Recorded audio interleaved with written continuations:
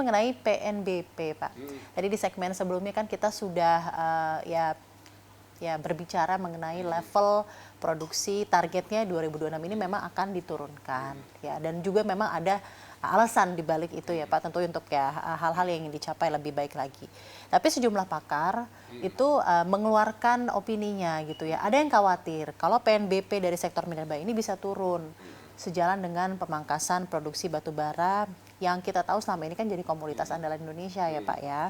Nah, mungkin sedikit data saja ingin saya sampaikan biar Bapak juga nanti bisa menjawab lebih runut. PNBP dari sektor SDM khususnya minerba tahun 2025 itu di 138,37 triliun atau setara 108% dari target. Nah, mungkin adakah yang ingin disampaikan mengenai capaian target PNBP di 2026 ini Pak untuk tetap menjaga PNBP yang optimal dari sektor minerba yang ada? Oke, terkait dengan PNBP, kalau misalnya secara logika memang dengan adanya penurunan produksi, otomatis PNBP yang akan diperoleh akan menurun. Itu sangat benar lah. Tetapi kita juga tahu bahwa apabila kita menjual produk yang lebih rendah atau sama, tetapi harganya lebih tinggi, kan hasilnya PNBP-nya juga akan lebih gede. Poinnya sebetulnya untuk PNBP ini yang pertama kita mencoba untuk lebih mengoptimalkan penerimaan. Apakah betul penerimaan ini sesuai dengan apa yang seharusnya negara dapat? Melalui apa? Melalui berbagai instrumen yang kita pakai. Kita pakai PNBP, kita pakai MOMS MVP, dan lain sebagainya. Nanti kita juga mencoba untuk penjualan darat kita optimalkan. Jadi mungkin ada penapisan-penapisan itu yang kemarin belum tercapture, sekarang jadi kita tarik. Di samping itu kita juga berharap adanya kenaikan harga yang mungkin bisa meningkatkan PNBP yang kita peroleh meskipun volume produksinya kita turunkan. Terus kemudian ada juga terkait dengan kewajiban-kewajiban perusahaan, utamanya untuk pembayaran PNBP ini melalui aplikasi PNBP, mungkin kita akan lakukan lagi verifikasi ulang. Apakah ya penapisan seperti saya sampaikan, mana yang kita bisa optimalkan dari aplikasi atau dari PNBP yang sudah kita peroleh, mana-mana saja yang sebetulnya masih bisa kita optimalkan. Tapi sudah ada estimasi Pak, mungkin rentang dari penurunan PNBP itu kira-kira sebesar apa? Atau mungkin ada target tersendiri Pak PNBP-nya untuk dari segi jumlah?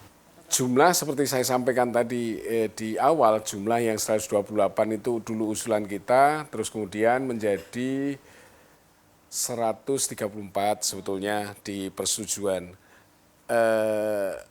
Untuk target kita masih optimis. Ya.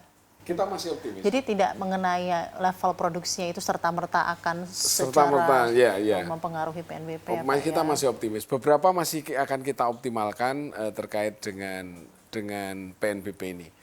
Tapi rasanya tidak elok kalau misalnya belum fix, kita baru bahas apa yang akan kita optimalkan, tapi kita masih sudah ini. Tapi kita masih optimis bahwa PNBP tercapai, nanti ada beberapa yang koreksi, beberapa yang akan kita lakukan. Baik, semoga berjalan lancar pula Pak ya. Amin. Mengenai hal ini. Lalu sekarang mengenai isu yang lagi juga cukup santer Pak dibicarakan, yaitu bea keluar untuk emas dan juga batu bara. Kita sempat berbicara lah Pak di segmen Mining Zone dengan beberapa pengusaha batu bara gitu ya Pak ya. Dan kita tanyakan juga tanggapannya mengenai ketetapan ini. Ya, mayoritas mengatakan kepada kami begitu ya Pak ya, mengeluhkan kebijakan ini di tengah kita tahu ada pelemahan permintaan batu bara, terus juga ada volatilitas harga dan lain-lain. Nah, mungkin sebelum saya tanya tanggapan Anda ya Pak ya, apa sebenarnya latar belakang diterapkannya bea keluar untuk batu bara dan emas ini? Tapi kalau di satu sisi kan kalau emas ya komoditas emas memang lagi rekor ya Pak ya, jadi mungkin tidak terlalu ada banyak concern. Silakan Patrick. Ya, jadi sebetulnya pihak luar itu lebih kepada supaya industri hilir sekali di dalam negeri itu bisa optimal, itu satu. Yang kedua, juga apabila perusahaan dapat gain, pemerintah juga mestinya dapat gain juga. Itu poin-poin ininya. Nah, tidak ada juga maksud dan tujuan untuk menghukum perusahaan itu dengan pihak luar. Nah, kalau kita lihat di emas, semakin dia hilir, kan semakin dia persentase untuk biaya keluar semakin turun. Biaya keluar kalau yang saya tahu itu antara 7,5 sampai 15% untuk biaya keluar emas. Untuk emas sudah, dia mulai kalau nggak salah bulan November dan 14 hari kemudian diterapkan setelah pertengahan bulan November itu. Nah, setelah itu ya emas memang sudah dilaksanakan. Tapi kalau misalnya batu bara memang sampai sekarang belum. Jadi nggak usah terlalu worry, pemerintah juga itu yang ingin Anda sampaikan ya Pak ya kepada pelaku industri. Terus kemudian Pak Menteri kita juga selalu menyampaikan bahwa untuk emas, untuk batu bara belum clear, belum diterapkan, masih dalam pembahasan. Jadi kita pegang yang arahan dari Pak Menteri juga itu. Intinya masukan-masukan dari pelaku industri didengarkan dan ditampung ya Pak. Betul, ya. Itu yang perlu betul. pelaku industri ketahui ya Pak ya. Betul. Dan sepenuhnya tahu ya mengenai concern-concern yang ada ya Pak ya. Okay. Jadi untuk emas memang harganya luar biasa saat ini. Jadi ya wajar saja apabila pemerintah juga memperoleh gain dari itu. Ya, oke, baik Pak. Sekarang mengenai implementasi ESG Pak dan mengenai sustainable mining di Indonesia. Saya ingin dengar langsung dari Pak Tri Pak. Bagaimana Anda melihat praktik ESG di pertambangan atau perusahaan tambang di Indonesia? Pandangan dari Pak Tri sendiri. Oke. Untuk ESG sendiri kan environment, social and governance. Jadi untuk environment sendiri di kita di Direktorat Jenderal Mineral dan Batubara itu mencoba untuk mengupgrade tambang yang ada di Indonesia supaya lebih aware terhadap lingkungan. Caranya apa? Salah satunya dengan penempatan jaminan reklamasi. Perlu kita sampaikan, saya sudah berkali-kali mungkin, tapi kita sampaikan perlu juga bahwa yang pertama jaminan perusahaan wajib melakukan reklamasi. Yang kedua perusahaan wajib menempatkan jaminan reklamasi. Yang ketiga jaminan reklamasi tidak menggugurkan perusahaan untuk melakukan reklamasi. Yang keempat apabila perusahaan tidak melakukan reklamasi maka pemerintah dapat menunjuk pihak ketiga dengan menggunakan jaminan reklamasinya itu untuk melakukan reklamasi.